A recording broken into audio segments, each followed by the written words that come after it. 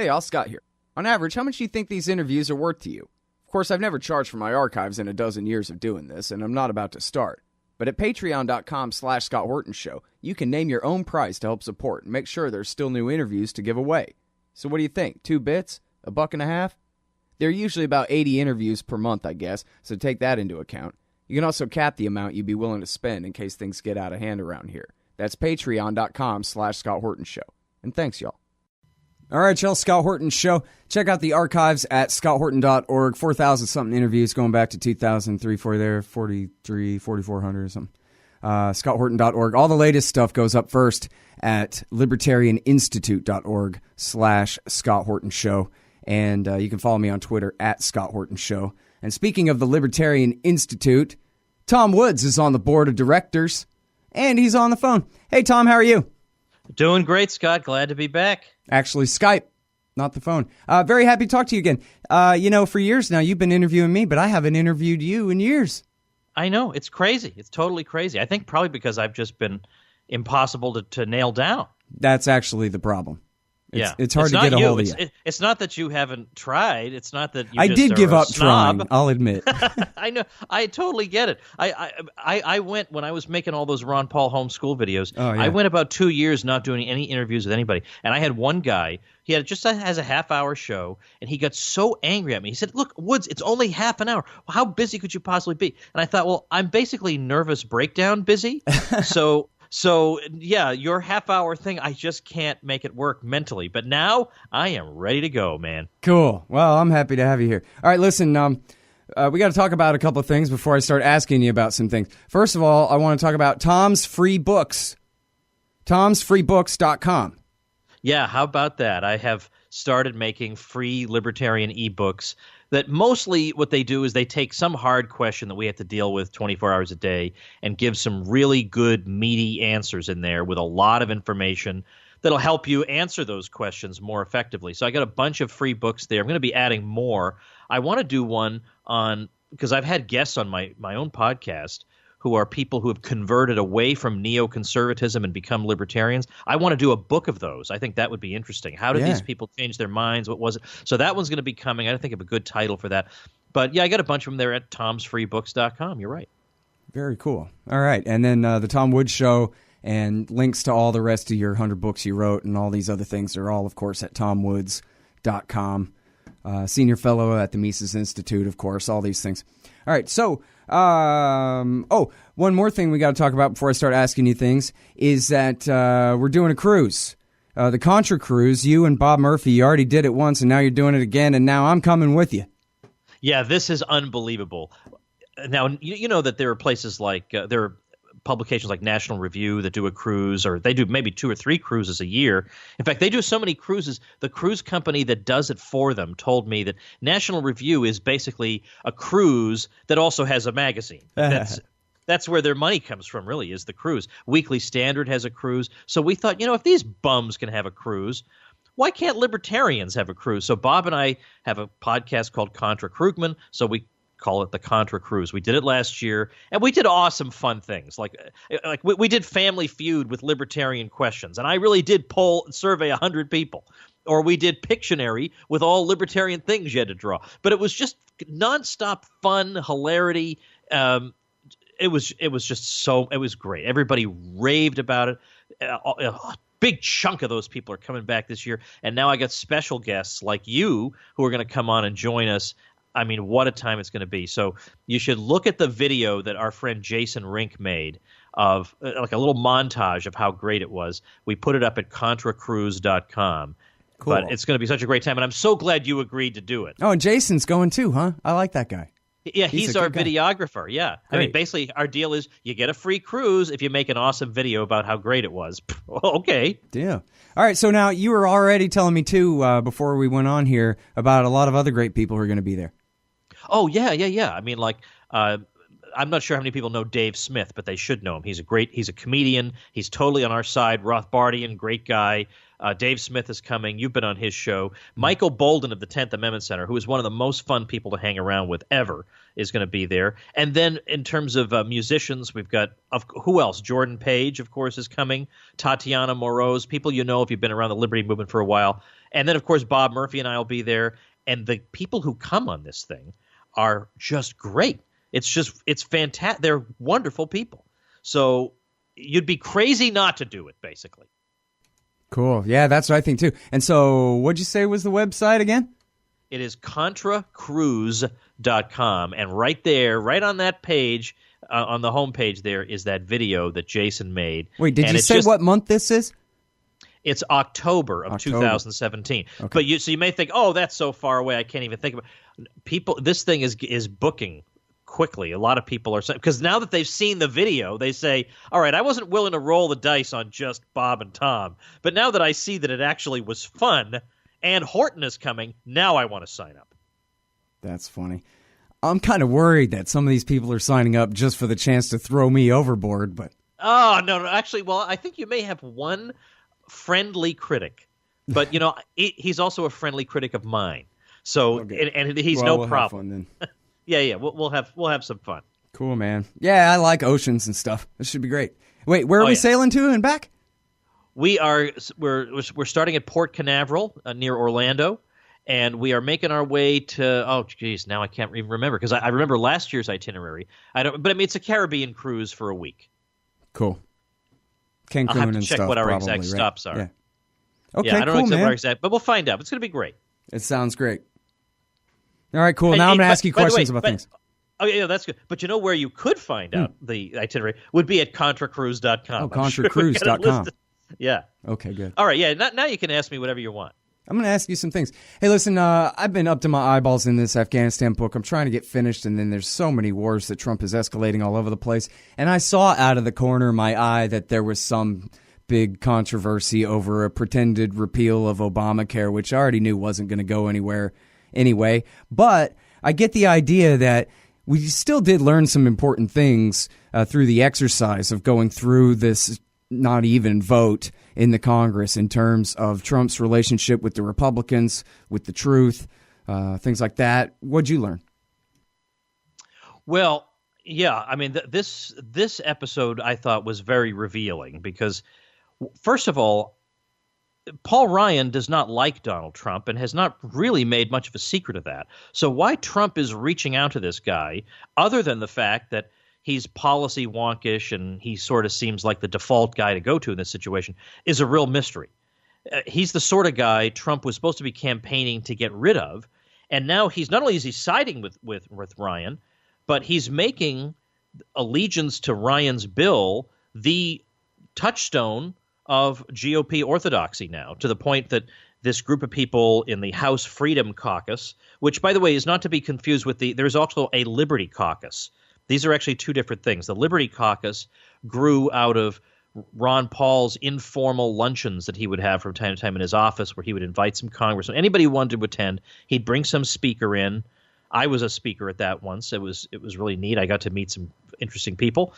And then that grew into this formal thing, the Liberty Caucus that Justin Amash is involved in. But the Freedom Caucus, which Justin Amash is also involved in, is maybe one step less hardcore than the Liberty Caucus. So from our point of view, the problem with the Freedom Caucus is they're not hardcore enough. But certainly it was bold of them to stand up to Trump, who they know is a guy who's going to savage them on Twitter and is going to really let them have it. But yet they've stood up to him. And what I've been reading is that what Trump is really looking to do here with this attack, I mean, he's got a spree of tweets against them saying we've got to fight them in 2018. We got to fight the Democrats and we got to fight these Republicans who were simply voting against, what everybody kind of knew was a crummy bill.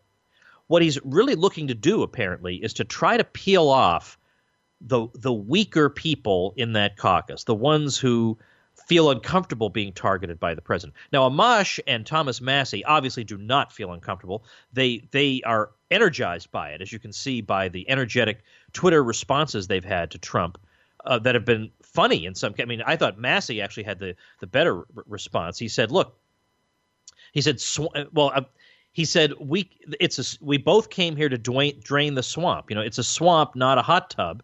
And then Massie starts calling the new healthcare bill swamp care. And he says, swamp care is polling at 17%. Sad! !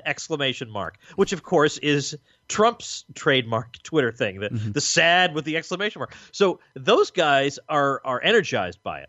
But no doubt there are going to be some congressmen who feel kind of funny.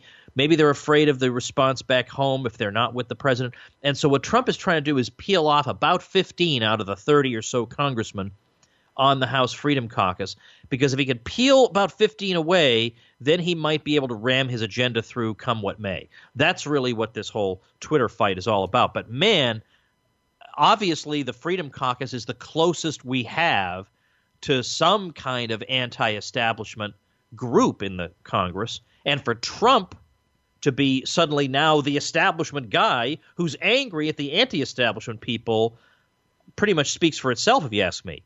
Yeah.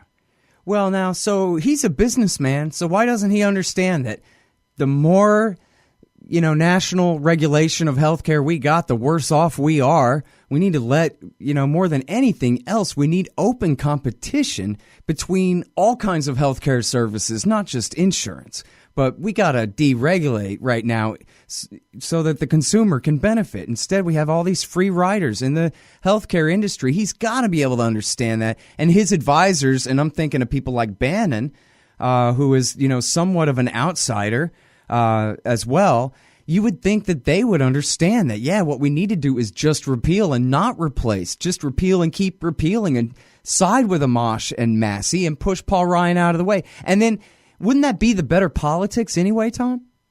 Yeah, it seems to me like it would be. If he'd come out with something really bold and it failed, well, then he could turn to his base and say, look, what could I do? I came up with something that was great and they stopped it. Let's see what we can do in 2018. But now what does he say to his base? I came up with something crummy that is associated with Paul Ryan, and that failed. Well, geez, that's what you want to – that's the sword you want to die on?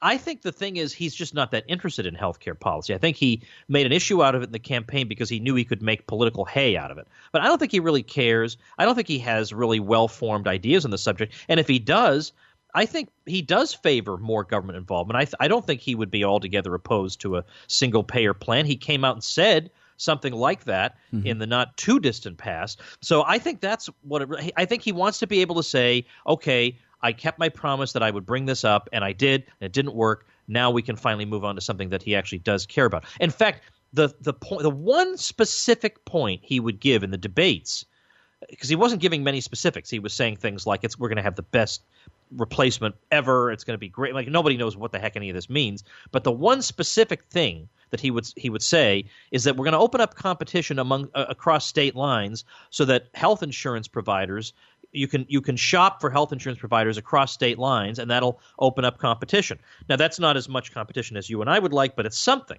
But it was the one thing he said in the whole campaign. And in this Paul Ryan bill, there was no provision for that whatsoever. So the one specific that he gave us during the campaign season isn't even in the crummy bill. Ridiculous.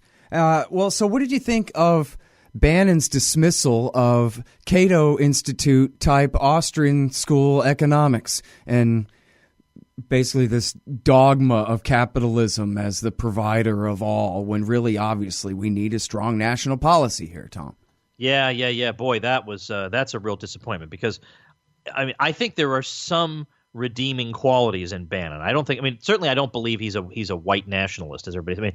I think it was Paul Krugman wrote an article about we have white nationalists in the White House, and he hyperlinked to an article, the very first sentence of which is Bannon saying, "I am not a white nationalist." I'm inclined to take people at their word. If they say there's something, I think there's something. If they're not, they're not. And he says, "I'm a nationalist." So if you're an American, you count as white. Good enough, that's all. Yeah, I think that's basically his view. If you're an American, that's good enough for me. All right. Well, I'm not a nationalist of any kind. I'm not a white nationalist. I'm not I'm not an all people nationalist. I'm totally against nationalism, except if it's nationalism against the EU or something. I favor that kind of nationalism. I want people to break away from that. But then I want them to keep breaking away. So it's not really my sort of thing. But yeah, for one thing, Bannon has been saying genuinely uncoerced nice things about Paul Ryan, which just boggles my mind that a guy from Breitbart would be saying nice things about Paul Ryan. But then when he made that comment, you're right, about libertarianism and Austrian economics and the Cato Institute. Well, first of all, it goes to show he doesn't quite know all the institutional rivalries and ins and outs of all this. But to say that if you believe in Austrian economics, you're not living in the real world.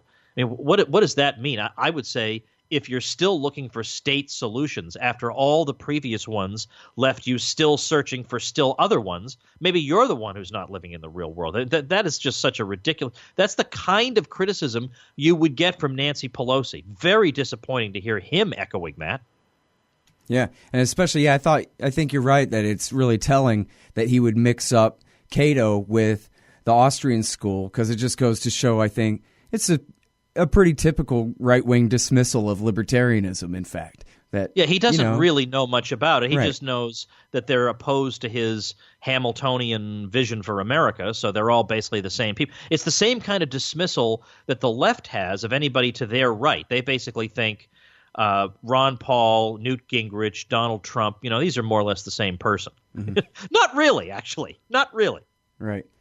All right, now, so in part of the research for my book, I've been studying about the 8-something billion, and it's probably really 3 times that the USA has spent building a road system in Afghanistan, 90% of which is completely worthless right now, of course, and which the Afghan state could never maintain on their own, ever, anyway, in a million years. But so then I'm looking at the news, and they go, hey, look, there's a fire, and the fire caused a bridge to come down in Atlanta, Georgia, the other day. And then there's reports that come in that say there are weak bridges from the Ike Eisenhower, National Defense Highway System years that have got to be replaced. And right now, and we need a huge infrastructure boost. And everybody knows this is why we need government, Tom, is my roads. The roads, man. And so Donald Trump says that's what we need.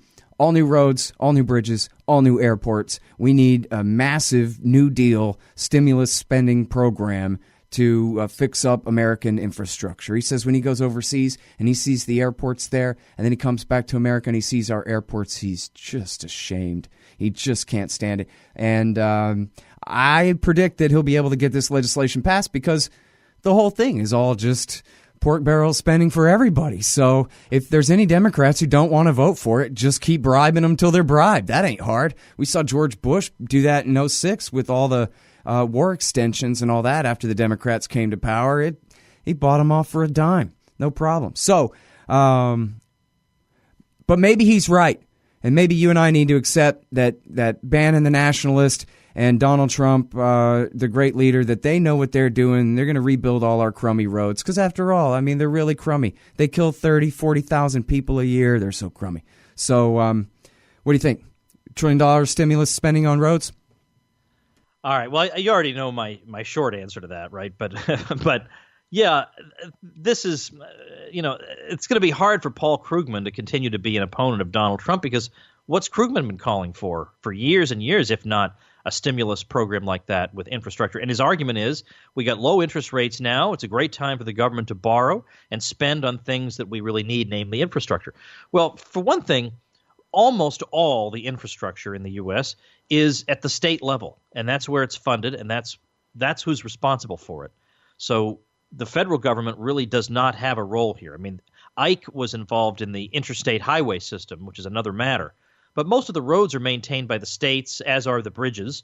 So let them decide what the correct priorities are. So I wouldn't even go to the next level of radicalism of saying you don't even need government to provide roads. That's a harder thing for people to see, even though especially today, you have all this technology. It'd be easy to measure people's use of the roads. It's not and you wouldn't even necessarily do that. Who knows what the system would be? It wouldn't even necessarily be tolls. It could be that different merchant associations would just band together to have the roads be free so that people can get to their stores. I mean, there are all kinds of possibilities. I mean, when you consider that television service is free in different ways. I mean, yeah, you got to pay for Netflix or you got to pay for cable or whatever, but generally speaking, when you're dealing with the radio or a lot of this stuff that we consume or videos coming over YouTube, they're funded in one way or another in ways that people wouldn't have anticipated. They could be funded through subscriptions. They could be funded through advertising. There are all kinds of things people wouldn't think could be done. I bet a lot of people wouldn't think there'd be such a thing as credit cards if it weren't for government. Because, well, who's going to lend money to poor people? Well, it turns out almost anyone. So they, if they turn a profit doing these sorts of things. But in terms of the infrastructure and the bridges falling down, it is true that there are high-profile cases where big bridges do collapse or there are problems with them. But generally, as David Stockman has pointed out, most of these are bridges are collapsing stories. What those are doing is they're taking these tiny little bridges, like from rural Iowa, where maybe wheeled vehicles don't even pass over them. And they're saying, look at all these bridges that we need to work on. Well, some bridge somewhere in the backwoods of Idaho that is in a bit of disrepair can probably be dealt with by the people in Boise one way or the other. So there is no epidemic of problems with bridges. This is a made up thing. But basically, this is a state matter, and the idea that if we borrow the money and we spend it on this stuff, this is going to give us a lot of economic activity. All you're doing is shuffling things around, right? All you're doing is taking resources from some other deployment and shuffling them to this temporary use. But once this temporary use is done, once you've built that bridge, the guy who built it for you still doesn't have a job at the other end of that bridge. That's the main point. Mm-hmm. Hey, all, Scott here. The thing is, I need you guys to help me to get these download numbers up. So do me a favor and sign up for the podcast feeds of this show. You can choose the whole show or just the interviews at iTunes and Stitcher. All the buttons you need are at the top of the right margin at scotthorton.org. The more subscribers I have, the more iTunes and Stitcher will help promote the show to new listeners. If you're a hardcore fan, brand new or from way back, please leave them customer ratings and reviews, too. Trying to get these wars ended. Well, I think it was something that Lew Rockwell wrote back when about how, the Democrats in their own way, they really love the state and they really do see themselves as stewards of it. Whereas the Republicans, they're really not. I mean, they really see themselves as businessmen most of the time. And when they get their hands on the state, not being libertarians at all, they're just conservative Republican businessmen, they use that power to simply rob the rest of us completely blind, even run the whole damn government into the ground in the short term. They don't even care. Look at George Bush in Iraq. Blow America's empire's entire strength, to put it nicely, on some stupid war they didn't need to have at all. And I wonder whether you consider, well, first of all, if you pretty much agree with that, and then if that's all this really represents is just, a bunch of cronyism, a bunch of payoffs for a bunch of, construction mobsters or God knows who. Yeah, I mean, it wouldn't surprise me if that's what it amounted to. And yet at the same time, the economic logic behind it, that if we throw some money into the economy, that should generate some activity. That does seem to be the sort of thing that the average person thinks is a good idea. The average person who doesn't have any particular interest in wanting to reward construction companies, it just sounds right. They think, well, the economy is about money sloshing around, so if we force some in there, it ought to slosh around and generate activity. But that's not really the way to think about it, because we don't just want activity. We want profitable, sustainable activity that's really aimed at satisfying consumer preferences. And there's no reason to think that, I mean, you figure out consumer preferences based on what people are voluntarily willing to buy. And what the stuff government is spending money on, there's been no indication that it's anything people genuinely want to buy. And so we can't know if it's a complete misallocation of resources or not, but the presumption has to be that it is. So that's the way I look at it. So boo to the plus, where's he going to get this money? He wants to. He's escalating now. Sometimes he's escalating in a he's not like he's sending 50,000 troops somewhere, but he's escalating in so many different places that it looks like his foreign policy is not going to be. 2016, it was, hey, they've launched all these stupid wars that blew a lot of our money. And 2017, it's like, invade. If he's also committed to not touching entitlements, which I understand is his view, where would the money for the infrastructure stuff come from? Where could it conceivably come from, especially from a guy who says he's a businessman, he's going to run this government on a business basis? What business that's in this much debt says what we need is $1 trillion more of spending? I don't know any business that operates that way. Well, I mean, is it conceivable you can just borrow it from the Japanese and the Koreans and the Chinese like always, and the Saudis, whoever, or he's going to have to get the Fed to print money and buy it? The new debt? It's conceivable that you could continue borrowing it, but again, there's no business that would continue that way. Now, you would say, well, the difference is that the government's not like a business because it can tax and it can do all these other things. But eventually, this weighs the economy down in a variety of ways. I mean, anytime you complain about taxes in the U.S., you get told, "Oh, but we're undertaxed compared to Europe." What kind of an answer is that? Okay, so all right, so you have even dumber people in other countries. It does not answer my original complaint. You're not going to get real, genuine, it seems to me, tax relief until you can legitimately say the expenditures are coming down. And tax relief is important because it's, first of all, it's a matter of justice, but secondly, because it's not just a matter of, well, either the government can spend it or the private sector can spend it, but either way it'll be spending, and spending is good. The private sector is going to spend it on something that's tried and true, that's going to be good for the long term, that's going to increase our productive capacity. There's nothing that the government can do that's going to increase our productive capacity. It just takes the money and spends it, consumes it, and it's gone. So I want the money returned into private hands. And I want resources that when the government does spend all this money, the resources get diverted to them. The government is going into the market, competing for resources with the private sector. I don't want the private sector to have to compete with government for resources. I want them to get the resources and use them for things that we need. Mm-hmm. So that's the way we ought to be thinking. Yeah, he could keep borrowing, but we're getting to the point where in not very long from now, actually, by 2030, depending on where interest rates go, you could be easily looking at $1 trillion of interest payments in a year. That's not something we want to be doing. I mean, that's taking the money, opening a window, and literally throwing it out the window on nothing. Yeah, I mean, that's the part that really kills me about all this. When I think about every bit I paid to the IRS, or, not me, my next door neighbor, whatever, where everything that he's given that because of marginal utility and all that really meant a lot to him. The money taken out of his check that meant all these things he couldn't do, including even, provide for his people or for food, for college, for a better place to live, for whatever it is. And then think that all that money, his whole life long, is actually just the remainder on some wasted nothing, some tires that the Air Force never used that just went in a pile, that meant nothing to them. And especially, like, to me, the insult to injury, just the worst one at all, is just the millions and tens of millions, or I don't know, you tell me, hundreds of millions of dollars that go just to pay interest on the debt. You think about all the struggling people, all the little guys whose businesses get audited, in full-scale CIA stress positions, for every last dime they got, run them right out of business just to throw some money away at some foreign sovereign government central bank bondholder.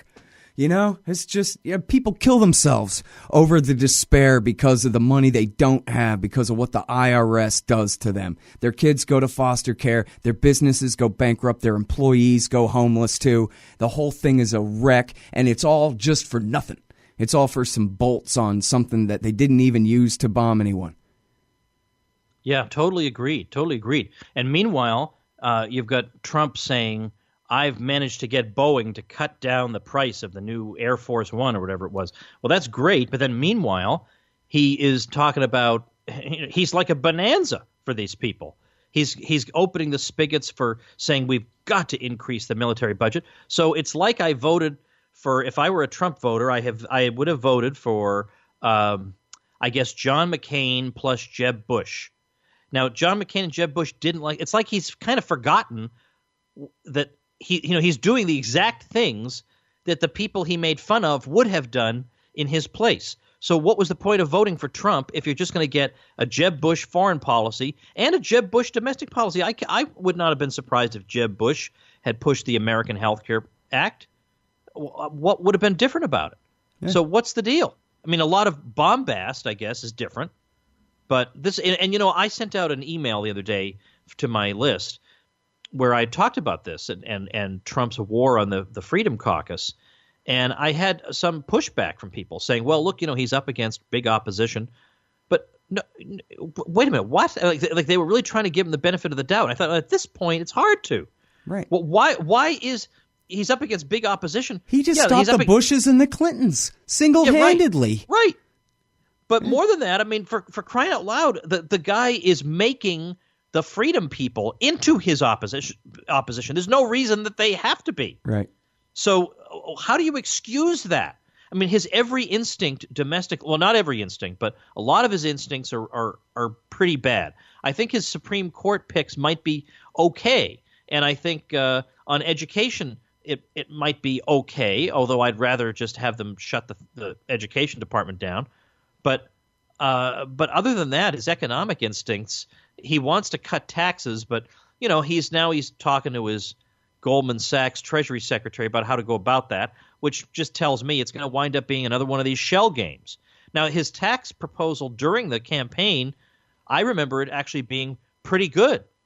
But, likewise, during the campaign, we were told we were going to get a full Obamacare repeal. What do we actually wind up getting when push comes to shove? We'll just have to wait and see. Yeah, Obamacare for now. All right, now one last thing. You wanted to talk about the Russia deal, Putin and Trump. What do you think? Oh, yeah. No, there's nothing. There's just nothing to this. This is ridiculous. And it's becoming to the point where the Democrats are trying to tell their folks at home, look, we might not actually have any actual evidence to give you.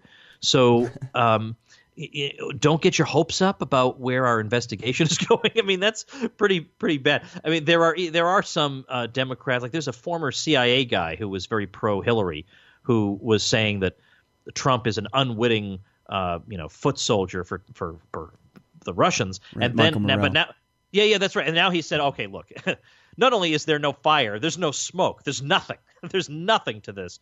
And the bizarre thing about that to me is that this is the exact kind of innuendo and non-story that if Alex Jones had been pushing it, the Democrats would have been calling it fake news. I mean, this exact kind of story. And again, and what's also interesting about it is that people like Robert Parry over at Consortium News and Glenn Greenwald, who's great, these are people who they haven't got anything in common with Donald Trump whatsoever. But their point is he's got so many things you could criticize him for. You don't have to invent things. You don't have to make up this crazy Russian story because not only is it false, it's a story that is all it's going to do is generate more anti-Russian sentiment among the public. And it might even push Trump to feel like he's got to prove that he really will stand up to the Russians. And this could prove disastrous. Why do this? You could come up with all kinds of reasons to oppose Trump. There's no reason to invent them. Yeah, I'm with you there, and especially the part about the real danger, because what you have here is, I'm sure there's some specialized term for it in public choice theory, where these people get the whole world killed for their own bureaucratic position if it advances it. And so you have, it reminds me really a lot of all the rumor mongering about Saddam Hussein in 2002, where the overriding message day after day wasn't really about the danger of Saddam. It was that we all agree about the danger of Saddam, right, everybody? And everybody says, right. And we do the 2 minutes hate every day. And just to reinforce all this. But like you say, it's all just based on innuendo. It's all just a big non-story.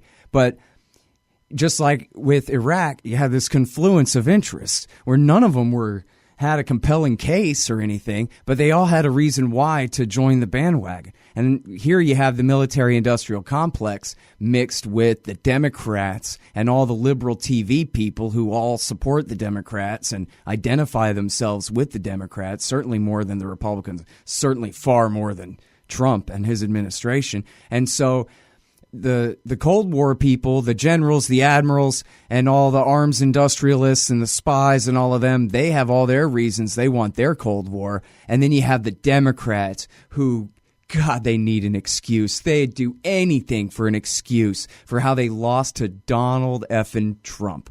I mean, really. And the only obvious answer is because they ran Hillary Clinton. The first worst person in the world.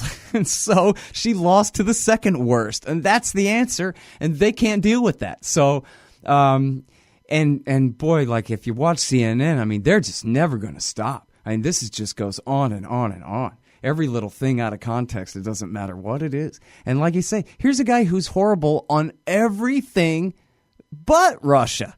And that's the thing they attack him for. Yeah, it's insane.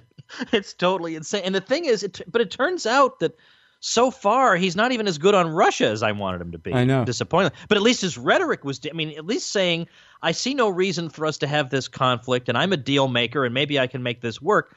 There's nothing wrong with that sentiment. It's just, and it would be interesting to do a whole investigation of how the Democrats suddenly went to being so insanely anti-Russia. They weren't this insanely anti-Russia during the Cold War. I mean, during the Cold War, they were looking to make excuses for Russia all the time. Right. So I don't get why the sudden it could just be they're crazed because they feel like they got to lash out and look for some reason that Hillary lost. Maybe it's that. They're not really in their right minds. I don't know. Yeah, I think it's that more than anything, because Trump's Russia policy is basically Obama's Russia policy. He's still got our guys, Army Rangers training the Ukrainian military.